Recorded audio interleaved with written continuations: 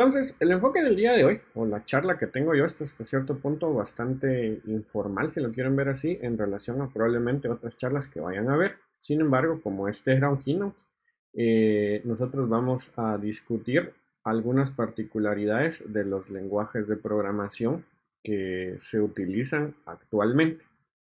Entonces, en general, en el momento que nosotros hablamos de lenguajes de programación, eh, no sé, yo tuve un poco de conflicto en cómo nombrar esta presentación.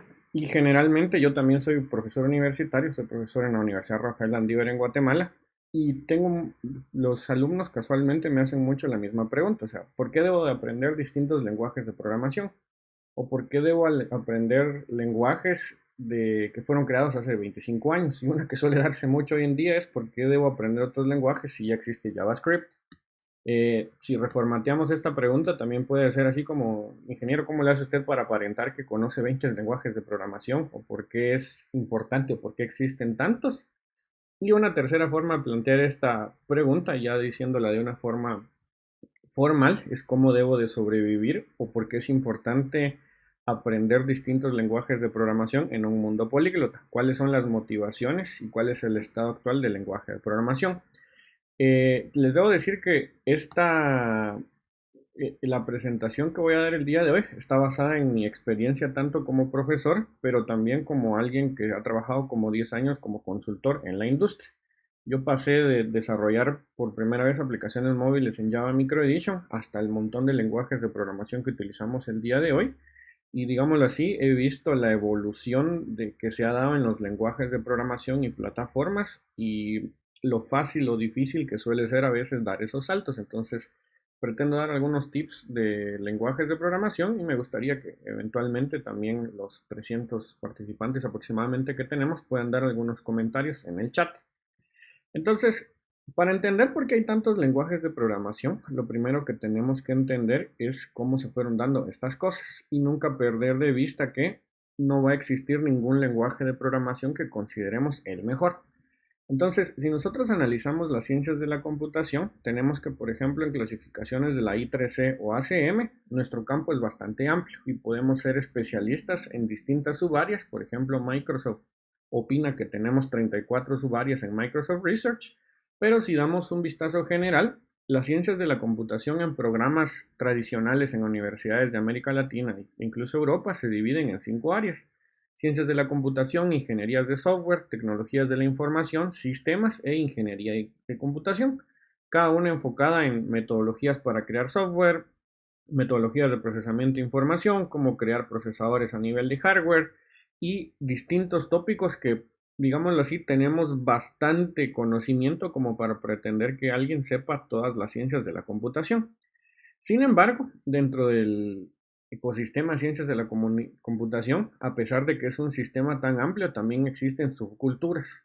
Y estas subculturas suelen ser, el término en inglés sería opinionated, o lo que sería en español parcializadas. Y a pesar de lo amplio que es el área de ciencias de la computación, existen batallas clásicas que se dan en todos los estudiantes y también incluso profesionales de ciencias de la computación. Cosas como, por ejemplo, cuál es el mejor editor de texto en Unix, si es VI o Emacs, que es una clásica. Otras como cuál sería el mejor sistema operativo para trabajar, si uso Linux o Windows. Y dentro de esta categoría de dilemas caería cuál es el mejor lenguaje de la programación. Y la respuesta a estos temas, luego de diversos y acalorados debates, siempre suele ser la misma. Depende de para qué vamos a utilizar las herramientas, cuál es el mejor lenguaje de programación. Entonces, aunque los profesores en algún momento digan Java es mejor por X o Y razón, C Sharp es mejor porque Microsoft nos asegura que .NET tenga la estabilidad, la realidad es que hoy en día nosotros vivimos en un mundo donde no es suficiente con saber solo una plataforma o lenguaje, y esto tiene motivaciones históricas. Pero se dan cosas como los memes que uno encuentra en internet de cómo los lenguajes de programación tienen mejores o peores características dependiendo el uso que ustedes les vayan a dar. Entonces, si pensamos la evolución de los lenguajes de programación, los lenguajes de programación son herramientas, al final del día, herramientas que nosotros vamos a utilizar. Y una evolución clásica que ustedes encuentran en la literatura de la computación es la siguiente: la evolución por generaciones. En el caso de las generaciones, si analizamos los lenguajes de programación, el primero o la primera generación que nosotros tuvimos es el lenguaje de programación con código binario. Es básicamente el lenguaje máquina. En el código binario, nosotros teníamos que programar directamente a nivel de hardware todos los microcomponentes de las computadoras y aunque se lograron cosas interesantes, lo cierto es que no fue aquí donde despegó la computación. Si subimos un poco de nivel, vamos aumentando la abstracción de los lenguajes y en la segunda generación de lenguajes de programación teníamos las diferentes versiones de ensamblador, lo que implica que nosotros somos dependientes del CPU que estemos utilizando y de la arquitectura. No es lo mismo el ensamblador para x86, para ARM, para PowerPC o para alguna otra de las arquitecturas de CPU que tenemos. Y la siguiente gran evolución de los lenguajes de programación fueron los lenguajes de propósito general, los lenguajes que nos podían servir y son Turing completos para poder escribir cualquier lenguaje o cualquier programa, perdón. Y en esto se entraría la categoría de Java, Python y Basic, donde ya empezamos a alejarnos del hardware, nos empezamos a alejar del metal y nos empezamos a enfocar más en cómo resolver problemas utilizando algoritmos. Sin embargo, un problema que tiene esta clasificación es que los lenguajes de tercera generación, no por ser de tercera generación, son obsoletos. De hecho, se siguen actualizando hoy en día.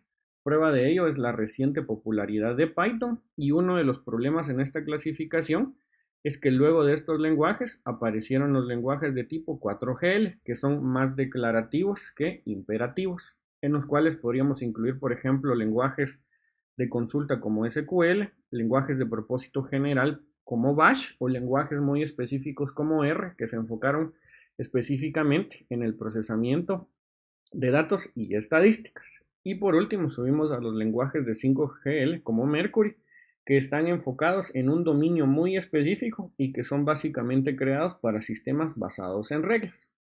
Entonces, esta clasificación que yo les acabo de mostrar es la clasificación que van a encontrar en libros clásicos de ciencias de la computación de los años 90 y principios de los 2000. Sin embargo, el problema con esta clasificación, o al menos es mi opinión, es que no refleja bien la realidad de los lenguajes. Si ustedes comparan, por ejemplo, el uso de Python hoy en día, a pesar de ser de tercera generación relativamente, Python se usa mucho más y tiene muchas más aplicaciones de, por ejemplo, Mercury o incluso Bash. Entonces tenemos diferentes lenguajes de programación y la clasificación por generaciones lo que solía reflejar, y aquí estaría la clave de esta primera parte, es que mientras más evolucionan los lenguajes de programación, se vuelven más abstractos, lo que implica que son más fáciles de utilizar para los programadores en general. Y las mejoras en los lenguajes de programación, o por lo menos las que los hacen resaltar ante el público general, es qué tan fácil se vuelven hoy en día. Sin embargo, esta facilidad, si los simplificamos y los clasificamos de forma diferente, viene dada no por el periodo de tiempo en el que aparecieron los lenguajes de programación, sino por el paradigma que utilizan. Y si simplificamos los distintos paradigmas que tenemos hoy en día en la mayoría de lenguajes de programación, tenemos básicamente dos: lenguajes imperativos, donde nosotros expresamos algoritmos precisos, finitos y determinados, y lenguajes declarativos, donde nosotros venimos y le expresamos a la computadora lo que queremos que haga, pero no necesariamente programamos toda la implementación.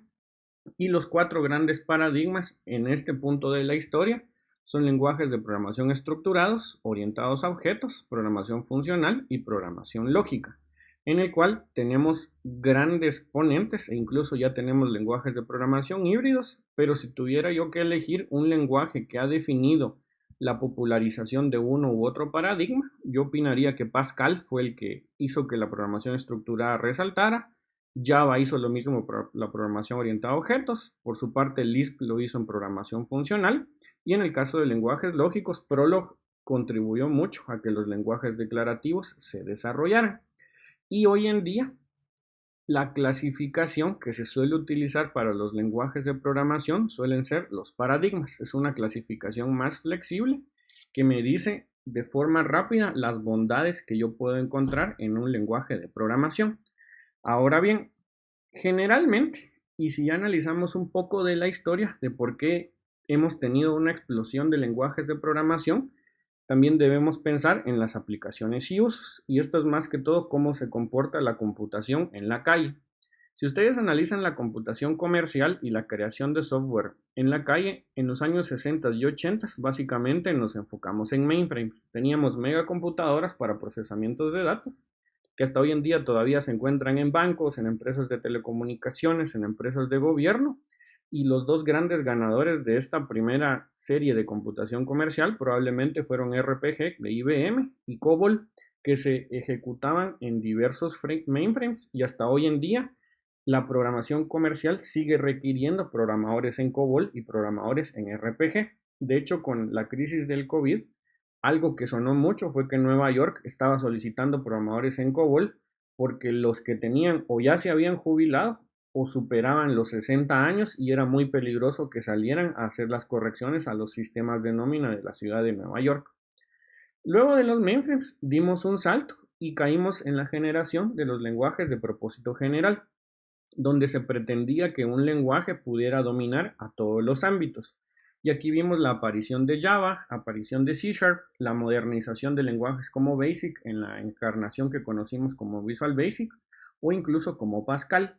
Los lenguajes de programación se creaban para todo tipo de aplicaciones. Entonces, cuando Java nació, se creó originalmente para programación de dispositivos embarcados, luego dio el salto a escritorio, luego dio el salto a programación web, luego dio el salto a programación de servidores utilizando estándares como Java Enterprise Edition, y más o menos ese fue el camino que tomaron lenguajes como C Sharp.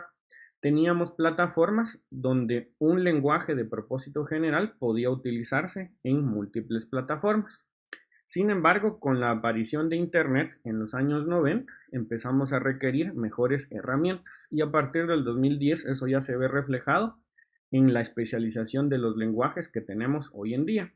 Entonces, estamos discutiendo que para programación nativa en Android, por ejemplo, tendríamos que utilizar Kotlin, mientras que en el ámbito de Data Science lo ideal es aprender Python, mientras que si ustedes van a crear aplicaciones web, lo correcto sería que aprendan JavaScript a fondo, y por ejemplo si van a crear infraestructura o lenguajes de backend, los tradicionales como Go, Java se han especializado tanto en procesamiento de alto desempeño y alta velocidad. Entonces, hoy en día las personas que están estudiando ciencias de la computación se enfrentan a este panorama, que tenemos lenguajes especializados y cada día es más difícil dominar todo un área de computación. Entonces, yo recuerdo mucho cuando yo estudié en la universidad. Yo estudié del año 2005 a 2009 mi pregrado, y era común encontrar ofertas laborales donde decía analista programador, que era básicamente alguien que sabía de todo, y si medio conocía un lenguaje de programación, él podía ejecutar todas las tareas hasta llevar a un sistema de procesamiento de información hacia producción. Pero hoy en día el rol de analista programador, que en algunas veces se expresa como full stack developer, no existe más. De hecho, si ustedes ven ofertas laborales, cuando alguien pide un full stack developer, la misma comunidad de programadores empieza a maltratar a los reclutadores. Le dicen, ¿cómo va a ser eso? Estás pidiendo un portero con un defensa y con un atacante, o no estás valorando mi trabajo y me estás pidiendo todo eso por $1,000, $2,000 al mes. Entonces, hoy en día estamos en la era de la especialización de las herramientas. Sin embargo, uno de los problemas, y esto sí les voy a ser sincero, es a partir de mi experiencia, uno de los problemas de especializarse es que las herramientas van y vienen. Los lenguajes de programación tienen un ciclo de vida, y a pesar de que hoy en día nuestra industria básicamente está fundamentada en lenguajes de programación que se crearon hace 25 años, hablemos de Java, Python, PHP, que se crearon junto con JavaScript por ahí del año 1995 y 1996, eventualmente esos lenguajes o se actualizan y adoptan nuevas características o se mueren. Entonces estamos en la era de especialización de los lenguajes, y tanto profesores como estudiantes sí tenemos que repensar cómo es que aprendemos los lenguajes de programación y cómo es que enseñamos los lenguajes de programación.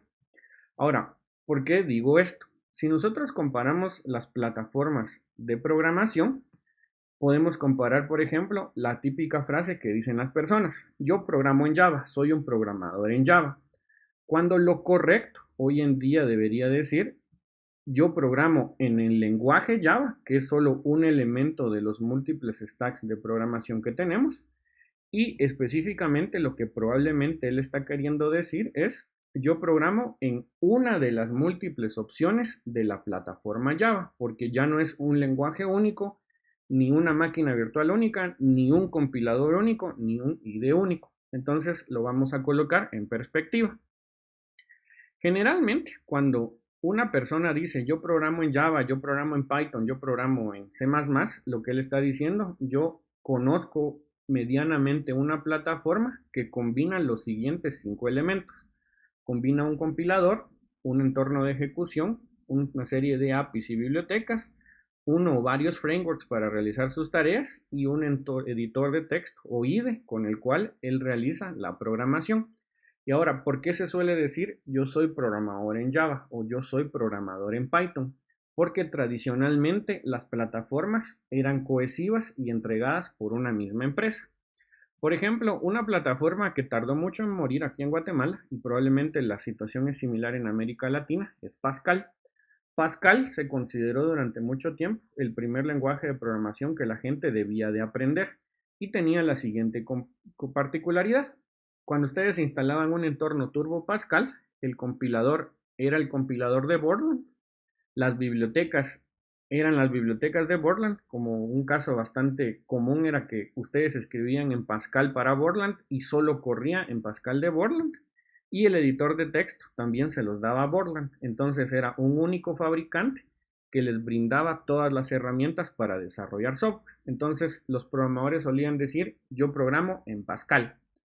Lo mismo, por ejemplo, para Basic. Visual Basic 6, que es el que yo tengo acá en la imagen, el compilador era Microsoft Basic, que lo hacía Microsoft, las bibliotecas y APIs como Win32, COM y eventualmente .NET eran de Microsoft y el editor nuevamente lo brindaba Microsoft con Microsoft Visual Studio.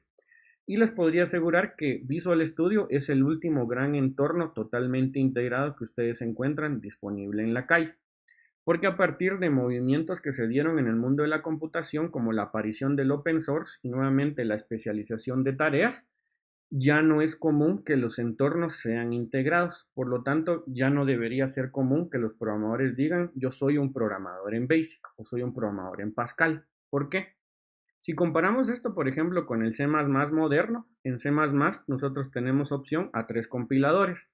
El compilador de GNU, que es el clásico que se utiliza en Linux, el compilador de Clang, que es el que utiliza Apple y iOS, y por ejemplo el compilador de Microsoft, que es el que viene incluido en Visual Studio Code.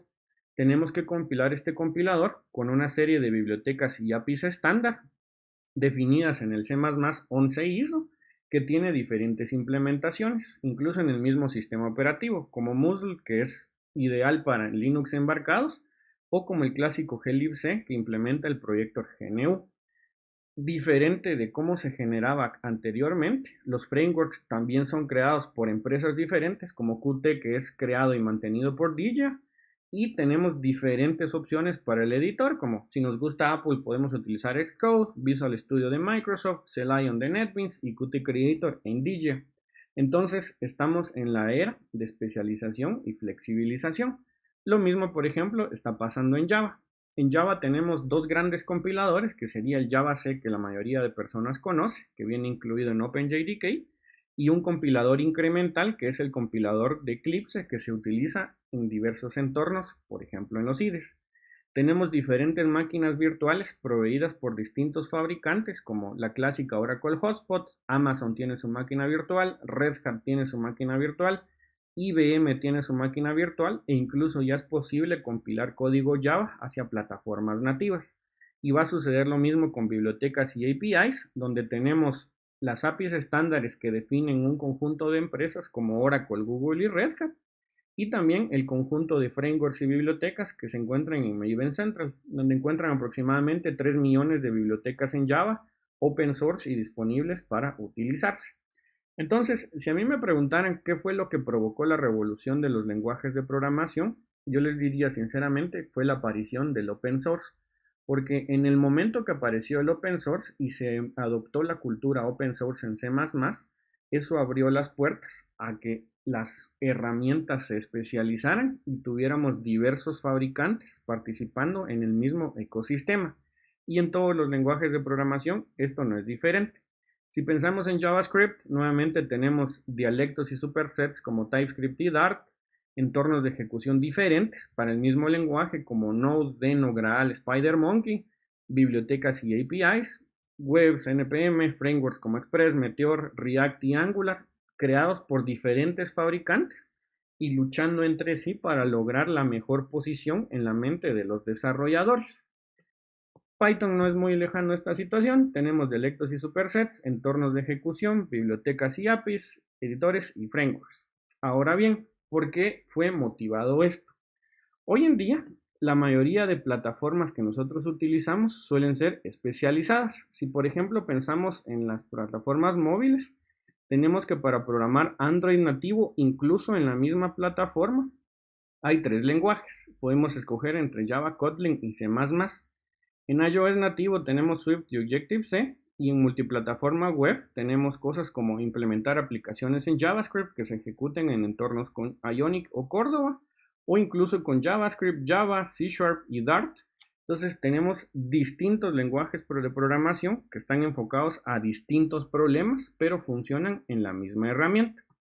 Si vamos, por ejemplo, a escritorio, tenemos tanto desarrollo nativo vinculado directamente al sistema operativo como WinForms en C# y Basic, Cocoa en Swift y Objective-C y GTK que implementa en Linux muchas bindings para Python, Bala y C++, o frameworks multiplataforma donde escriben una vez la aplicación y se puede ejecutar en múltiples sistemas, como en el caso de Electron que sirve para JavaScript, el caso de Swing que sirve para cualquier lenguaje de la Java Virtual Machine, o el caso de GTK, Qt, y en resumen, pasa lo mismo incluso en el backend, donde tenemos una gran presencia de Scala y Java en el procesamiento de datos con Big Data, una gran presencia de Python en Data Science con TensorFlow, PyTorch y Terrace, y tenemos desarrollos y entornos tradicionales que se suelen hacer en Java, PHP o .NET, y microservicios con Java, JavaScript y .NET.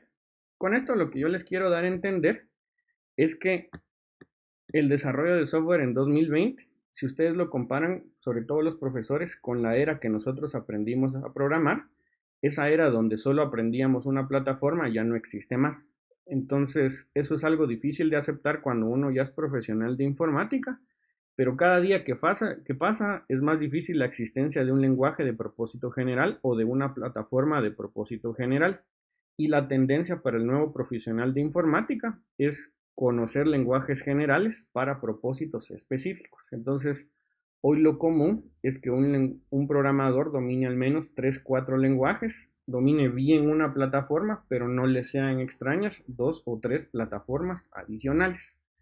Entonces, es algo a lo que yo, por ejemplo, cuando era estudiante en la universidad, yo no me enfrenté. En su mayoría, yo en la universidad estudié Java, un poco de C++ cuando requería cosas de bajo nivel, pero mi malla de estudios fue basado en Java. Y eso hoy en día se podría considerar, al menos en mi opinión, como un consultor que trabaja en la calle, como algo obsoleto, algo que no tiene más vigencia de aquí en adelante. Entonces, si le ponemos un poco más de palabras en el presente el desarrollo de software, podríamos decir que es eminentemente políglota y flexible, porque utilizamos múltiples lenguajes de programación para expresar nuestras ideas, y probablemente ya no va a existir nunca más un entorno que pueda dominar a todo el resto de entornos. Ahora bien, esto lo podemos observar también en la aparición de tendencias políglotas, que hoy en día las nuevas plataformas que están aprendiendo no soportan solo un único lenguaje de programación, sino múltiples lenguajes de programación. Y quien inició esta tendencia probablemente fue Microsoft con la aparición de .NET Framework en el año 2002. Microsoft cuando presentó .NET, una de sus innovaciones fue que soportaba desde el día 1 2 lenguajes de programación que eran C# y Visual Basic, y eventualmente se han ido agregando y también eliminando distintos lenguajes de programación, pero Microsoft fue el primero que presentó una máquina virtual eminentemente políglota que aceptaba crear programas en distintos lenguajes de programación, con un defecto, solo funcionaba en Windows.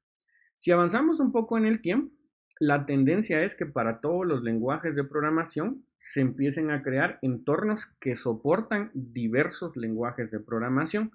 Por ejemplo, el proyecto Perl estuvo contribuyendo desde el año 2006 con la máquina virtual Parrot, que entre otras cosas es ideal o por lo menos está diseñada para lenguajes de scripting. Entonces en Parrot podemos encontrar soporte para Python, para el mismo Perl, que es el lenguaje de referencia, y para distintos lenguajes de scripting, donde Parrot, como su nombre o su traducción literal a español sería loro, soporta diversos lenguajes de programación. Y en años recientes, específicamente en el año 2019, por ejemplo, Oracle presentó GraalVM y su frase, o por lo menos la frase con la que la están vendiendo en el exterior, es una máquina virtual para dominarlos a todos. Es parte de la subcultura que tenemos en tecnología, pero es un proyecto que me permite la ejecución de lenguajes de programación tradicionales de la Java Virtual Machine, como Java, Kotlin y Scala, lenguajes implementados a través de un árbol de interpretación AST, como en el caso de Ruby, R y JavaScript, y específicamente Node.js, e incluso bindings para ejecución paralela de cargas de trabajo en C++ y C con un backend en el LLVM. Entonces, hoy en día los entornos de ejecución, y esto es una tendencia que vamos a observar, es a que soporten no solo uno, sino múltiples lenguajes de programación, porque ya aceptamos que diversos lenguajes de programación sirven para resolver diversos problemas. Y el panorama en 2020 es ese. De aquí en adelante, incluso con la aparición de los microservicios, es común que utilicemos diversos lenguajes y plataformas para resolver distintos problemas. Por ejemplo, cuando Netflix presentó microservicios, una de las cosas con la cual ellos venden la arquitectura de microservicios es que yo puedo especializar cosas como, por ejemplo, el servicio de matemática lo uso en un lenguaje orientado a procesamiento de datos como Scala, mientras que un servicio, por ejemplo, de contabilidad lo utilizaría en un lenguaje tradicional como Java, y todo esto hace parte de una arquitectura coordinada utilizando Kubernetes. Entonces, estamos ante un mundo donde los lenguajes de programación son especificados, son específicos y el mundo hoy en día es especializado, por lo que tenemos que aprender a sobrevivir en este nuevo mundo. Ahora bien, ¿qué recomendaría yo para la sobrevivencia en un mundo donde tenemos 20, 30 lenguajes de programación? Estos son algunos principios que yo he ido conociendo a través del tiempo y en diversos saltos que me he obligado a dar de un lenguaje de programación a otro. Mis principios serían los siguientes. Mi principio número 0 es que tenemos que entender la utilidad real de los lenguajes de programación. Una tendencia que se da mucho, sobre todo en programadores jóvenes, es que quieren utilizar el último de lo último de lo último de lo último en el momento que seleccionan un lenguaje de programación. Pero tenemos que aprender que los lenguajes de programación no solo sirven para comunicarnos con la computadora. La computadora al final del día lo que ejecuta es el código máquina independientemente en lo que ustedes lo programaron. Los lenguajes de programación sirven para comunicarnos entre desarrolladores y un primer principio que se debe de respetar, sobre todo al iniciar proyectos, es qué desarrolladores van a utilizar este proyecto, porque no es lo mismo ejecutar, por ejemplo, un proyecto en Scala en Europa, que tiene suficiente base de desarrolladores en Scala, que pretender hacer un proyecto en Lisp o en Clojure en Guatemala, por ejemplo, donde no es común que la gente utilice programas y lenguajes de programación estrictamente funcionales. Entonces, siempre tenemos que tener claro que somos parte de un ecosistema. Mi principio número 2 es que tenemos que reconocer ya, y esto es un mensaje tanto para profesores como estudiantes, que estamos en un mundo donde los lenguajes son especializados. Y yo recuerdo mucho una frase que me marcó cuando estaba en la universidad, que decía, o uno de mis profesores me dijo, una vez que ustedes aprenden algoritmos, pueden dominar cualquier lenguaje de programación. No importa, no se especialicen en un lenguaje. Y eso fue el peor consejo que me dieron para mi carrera, porque con el pasar de los años yo descubrí que no todos los lenguajes de programación son iguales, no todos los problemas se resuelven igual de fácil o difícil con los lenguajes de programación, y contrario a lo que enseñan muchas universidades, los lenguajes son herramientas, ya no son iguales y no por dominar un lenguaje de programación van a ser capaces de dominar a todos. Tienen que entender esto como un segundo principio de sobrevivencia.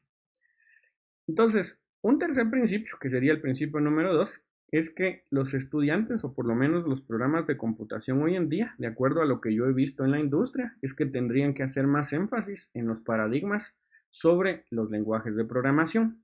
porque en el largo plazo es más conveniente entender un paradigma de programación, no quedarnos solo con uno, sino ganar la habilidad de que una vez entendemos el paradigma, nos podamos mover entre distintos lenguajes y plataformas. Y esto lo voy a especificar en el siguiente principio. Generalmente, el dominar no solo uno, sino múltiples paradigmas de programación significa que tienen mejores habilidades y eventualmente van a conseguir un mejor empleo en el caso de los estudiantes. Entonces, para mí, un buen mínimo que debería tener el estudiante de hoy son por lo menos 4 tipos de lenguajes. Debería conocer al menos un lenguaje de tipado fuerte, porque estos se usan mucho en entornos donde se va a dar alta transaccionalidad y procesamiento de datos, donde la velocidad es muy importante. Y una buena base o un lenguaje que nos permite comprender la mayoría de lenguajes fuertemente tipados, para mí sería Java, porque si conozco Java, la transición a lenguajes como C++, C Sharp, Kotlin o Scala, e incluso los lenguajes tipados basados en JavaScript, suele ser más fácil, porque con Java los estudiantes conocen los principios de programación orientada a objetos, programación funcional, generics y eventualmente les permite pasar a distintas plataformas sin tener que reaprender o aprender todos los principios de un lenguaje, que suele ser lo primero que uno necesita si está dando un salto, por ejemplo, de programación web a programación móvil. Lo mismo también deberíamos de aprender un lenguaje de tipado dinámico, que en este caso las opciones para mí serían JavaScript o Python, que nos permiten dar el salto a lenguajes más especificados como Ruby, Julia, Lisp o incluso lenguajes puramente funcionales como Clojure, porque nos ayudan a entender cómo funciona la inferencia de tipos y los lenguajes donde los tipos no tienen que ser especificados en tiempo de compilación.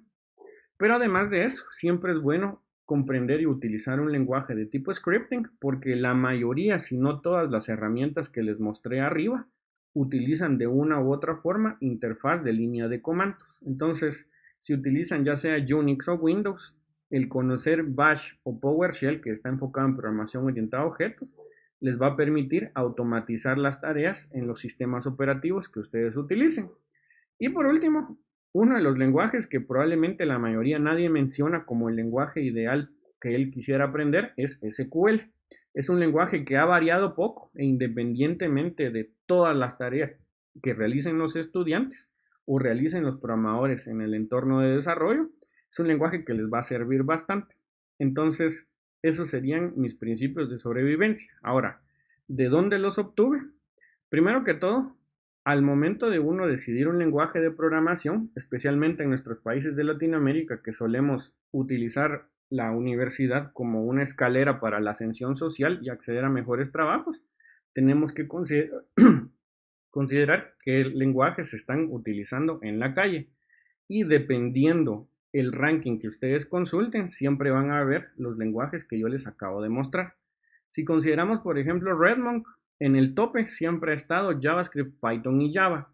Si los comparan con lenguajes modernos, probablemente se les haga más atractivo programar en Julia, programar en Kotlin, programar en TypeScript, pero el hecho que conozcan estos 3 lenguajes, que los mismos tienen la misma edad, 25 años, les permite moverse en distintos lenguajes de programación. Y si consultan otros rankings, van a ver que la tendencia es la misma. Este es, por ejemplo, TIOBE, donde el número 1 es C, pero luego encontramos a Java, luego encontramos a Python y en el 7º lugar encontramos a JavaScript. O, por ejemplo, en las recomendaciones y en el ranking de la I3C, si nos enfocamos en lenguajes móviles, tenemos Java, tenemos Kotlin, tenemos Scala. Entonces, si ustedes entienden Java, es más fácil saltar a cualquiera de estos lenguajes de programación, especialmente C Sharp. Y si vamos, por ejemplo, a programación Enterprise, nuevamente volvemos a encontrar a los lenguajes de siempre. Los lenguajes más utilizados estarían Python y Java. Y si vemos lenguajes web, probablemente encontraríamos a JavaScript. Entonces, uno de los artículos que a mí me abrió mucho la puerta a esta opinión, que es un artículo que yo les recomiendo, porque este es un keynote y no tenía mucho tiempo para saber un poco más al respecto, es un artículo que se hizo a Venkat Subramanian. Él es profesor de la Universidad de Houston y él es una persona que es conocida mucho en el mundo de desarrollo por tener una muy excelente habilidad para explicar algoritmos en distintos lenguajes de programación, sobre todo lenguajes de la máquina virtual de Java. Entonces, él opina que a pesar de que van a existir y siguen existiendo lenguajes de programación, lo cierto es que hay lenguajes que nos dan fundamentos para prepararnos no solo para conseguir trabajo hoy y no solo para ganar el curso hoy, sino también para dar el salto al siguiente gran lenguaje que vaya a venir. Entonces, en la opinión de él, por ejemplo, los ecosistemas como la Java Virtual Machine permiten que un ecosistema robusto que fue desarrollado durante 25 años pueda ser utilizado con nuevos lenguajes, nuevas construcciones y nuevas herramientas. Entonces, en resumen, lo que yo les quería dar a entender hoy en día, o mi mensaje principal, es el siguiente. Primero, ya no existen lenguajes de propósito general como los conocíamos en los 90s y principios de los 2000. Estamos ante un entorno donde es necesario que el profesional de computación conozca diversos lenguajes de programación si quiere sobrevivir durante los próximos 10 y 15 años, por lo menos el profesional de computación que se dedica a software. No debemos de perder la óptica que las herramientas, o en este caso los lenguajes, solo son una pequeña parte de todo lo que aprendemos en lenguajes de programación y podemos esperar que de 2020 en adelante empecemos a, digámoslo así, aceptar que los nuevos entornos de ejecución son políglotas, los nuevos compiladores tienen el soporte para múltiples lenguajes de programación y debemos de seleccionar los lenguajes de programación de acuerdo a la necesidad que tengamos en el momento, la plataforma que estemos utilizando y el dominio de paradigmas que tengamos. Mientras más paradigmas conoce un programador, más flexible va a ser y va a ser un programador mejor preparado para el futuro. Entonces, pues ese era mi pequeño mensaje el día de hoy, como una conferencia de apertura. Espero que les haya gustado y estos son mis puntos de contacto, sobre todo mi email y mi Twitter, por si tuvieran más preguntas al respecto. Entonces, pues por mi parte eso sería por el día de hoy.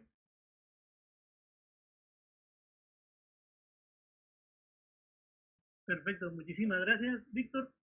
Gracias por tu intervención, estuvo buenísima. Yo creo que solo teníamos una pregunta en el chat. ¿Ok? No sé si quieres responderla. ¿Sí? Eh, Ok, ahora la veo. Dice, hola, buen día. ¿Qué diferencia OpenJDK versus JDT? En el caso de OpenJDK versus JDT, por ejemplo, OpenJDK es el compilador estándar que utilizan todas las máquinas virtuales basadas en JDK, como la máquina de Oracle, la máquina de Amazon, la máquina de Azure Systems, que es la que Microsoft soporta oficialmente en Azure. Mientras que el compilador de Eclipse JDT es un compilador incremental que tradicionalmente usan los IDEs para estar verificando constantemente si el código está bien o mal. Entonces es el compilador que utiliza Eclipse IDE y de hecho también es el compilador Java que se incluye para que Visual Studio Code soporte Java. Son dos compiladores que hacen más o menos lo mismo, pero con propósitos diferentes. Entonces, en el caso de la declaración aprender una plataforma significa aprender todo el ecosistema de un lenguaje, por ejemplo Java. La respuesta es no, es imposible aprender toda la plataforma aunque se enfoquen solo en un lenguaje de programación. Solo el ecosistema Java, yo llevo, aunque uso otros lenguajes de programación, probablemente en Java llevo aproximadamente 10 años y difícilmente conozco todos los frameworks y he trabajado en todos. Lo correcto para mí es que llevemos una secuencia entre primero aprender el lenguaje, luego aprender los estándares y las herramientas y por último enfocarnos en los frameworks, porque si tenemos buenos fundamentos en el lenguaje y eventualmente en el paradigma, hoy probablemente el framework popular sea Spring, mañana va a ser Quarkus, pasado mañana vaya a ser Oracle Helidon o quién sabe, es para mí la ruta correcta. Ok, aquí hay dos preguntas más. Ok, desde mi experiencia, ¿cuáles programas serían más apropiados para desarrollar aplicaciones educativas? Depende con qué se refieren con aplicación educativa. Por ejemplo, si con aplicación educativa se refiere a una aplicación que distintas personas van a utilizar, probablemente lo más importante de esa aplicación es que se pueda ejecutar en cualquier sistema operativo. Si ustedes crean una aplicación en C Sharp antiguo, por ejemplo, condicionan a sus usuarios a que solo funcione en Windows y no llega a todas las personas. Si la crean por otro lado con Java, la crean con JavaScript o con Python, esa aplicación que ustedes crearon en Windows depende de un ecosistema open source que también funciona en Linux, que funciona en Mac. Entonces, para mí, lo más importante para una aplicación educativa es garantizar que la mayoría de personas la puedan utilizar, y para mí las plataformas ideales serían esas tres: Java, Python o JavaScript. Recordando que siempre el soporte que le den las plataformas depende del objetivo con el cual están programando. Ok, acá otra pregunta: ¿cuánto tiempo creo que tienen las vigencias de la Java Virtual Machine? Para serte franco, para mí Java es el nuevo COBOL. Probablemente Java tiene otros 25 años de trabajo, si no es que más, porque en el caso de Java, ustedes ya lo encuentran en instituciones financieras. Entonces, cosas como la Bolsa de Valores de Nueva York, la Bolsa de Valores de Londres, dependen de implementaciones gigantescas en Java que llevan aproximadamente 10 años. Aunque no sean el lenguaje más hipster, sí se sigue actualizando, y trabajo en Java va a haber un montón. De hecho, hay bastante trabajo en Java. Es más fácil encontrar trabajo en Java que, por ejemplo, encontrar trabajo en otro lenguaje de programación. Por lo menos acá en Guatemala hay muchas plazas abiertas porque la base de sistemas ya construidos en Java va a requerir que alguien los mantenga. Y lo mismo con Kotlin. En el momento que Google adoptó Kotlin como su lenguaje de la Java Virtual Machine, le garantizó por lo menos de 5 a 10 años de existencia en el futuro, porque toda esa base de código y de apps que se desarrollaron en Kotlin, alguien les va a tener que dar mantenimiento, y aunque las empresas grandes puedan darse el lujo de saltar de un lenguaje a otro en menos de 6 meses, las empresas pequeñas son totalmente diferentes. Entonces, yo sí opino que Java por lo menos tiene 20 años más, como el nuevo COBOL, por la base de usuarios desplegada, y Kotlin por lo menos de 5 a 10 años más por las aplicaciones. Una última pregunta, Mauricio Rojas: ¿JDT sería el verificador del IDE? Sí, básicamente un verificador de sintaxis, pero también tiene tareas de compilación. Sería un JDK especial integrado dentro de Eclipse o Visual Studio Code para verificar la calidad y si el código es legal, o sea, compila bien en un lenguaje de programación Java. Muchísimas gracias, Víctor, por tu intervención. Te agradecemos siempre el apoyo. El diploma de participación te lo vamos a hacer llegar digitalmente. Y muchísimas gracias otra vez por apoyarnos en las actividades que siempre, que algunas veces hacemos, y siempre estás ahí como para apoyarnos. Así que muchísimas gracias y por tu tiempo. Muchas gracias a Ahora, para ustedes no por la trazar más, invitación.